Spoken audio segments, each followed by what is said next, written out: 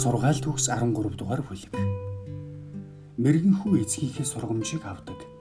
Харин басамжлагч нь зэмлэлийг үл сонсноо. Өөрийн амнаас гарах үр жимснээс хүн сайн сайхныг амсдаг. Харин итгэл эвдэгчийн хүсэл нь хүчирхийлэл билээ. Амаа захирагч нэгэн амиа хамгаалдаг юм. Амаа айхтар том ангалзуулагч хүн сүрэх болно. Залхуухан хүсдэг боловч юугч хүртдэггүй. Харин хичээнгүй хүний хүсэл нь биелнэ. Зөв шудраг хүн ходол хоормог зүйлийг үзэн яддаг бол хар санаатай хүн ичхүр годомшигтай зүйлсийг хийдэг. Зөв шудраг байдал гэмгүй нэгнийг өмгөөлөн хамгаалдаг бол хар санаа нүгэлтнийг нэрэгдэг. Юучгүй адлаа өөрийгөө баян болгодог нэгэн байна. Агуу баялагтай адлаа өөрийгөө ядуу болгодог өөр нэгэн ч байх юм. Хүний баялаг өөрийнх нь амийг золиосолж магадгүй.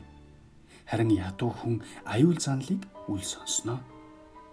Зөв шудраг хүний гэрэл хурц гэрэлтдэг. Харин хар санаатны дэнлүү бөгдөг. Их цан маргаа мэтгэл зэндэл хүрэгдэг. Харин зөвлөгөөг авахстад мэрэгэн ухаан байна. Луураар олсон эд хөрөнгө хорогдно. Харин хүч хөдөлмөр шингэсэн бол аривчна. Хүлээгдсэн итгэл найдвар зүрхийг өвчлүүлдэг бол биелсэн хүсэл амийн мод болоо. Үгийг үл тоомсорлагч нэгэн өөрийгөө өрн дунгаж буй хэрэг. Зарлиг тушаалаас эмээгч нэгэн шагнал хүртнэ. Мэргэн хүний сургаал амьдралын ундраг бөгөөд үхлийн зангнаас холдуулдаг. Сайн ойлголт хүнд итгэлийг төрүүлдэг. Харин итгэл эвдэгчийн зам бэрх ажээ.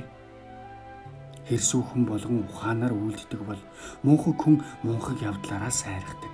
Хар санаатай элж гай зовлонд унана, харин итгэл дэлж илар шилийг авчирна. Сахилгыг үл ойшоогчийн дээр ядуурл ба гудам шиг ирнэ. Харин зэмлэлийг ойшоогч хүн нэр хүндтэй болно.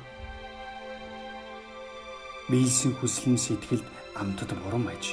Харин мунхаг хүмүүс бузар муугаас холдохыг жигшин зэвүүцдэг аж.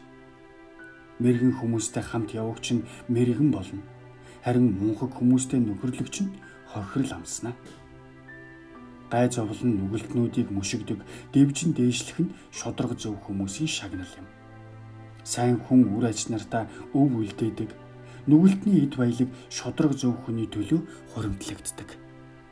Ядуу хүний тариан талбайд үр тариа ариун ургаж болох ч гэсэн шудраг бус байдал түүнийг хоосруулна. Саванаас хэлтрүүлэгч нь хүүгээ үл хайрлагч юм. Харин хүмүүжүүлэхдээ хичээнгүй нэгэн хүүгээ хайрладаг хүн мөн. Шудраг зөв хүнд хоол хүнс хангалттай байдаг бол хар санаатай хүний ходоод нь хонхолцно.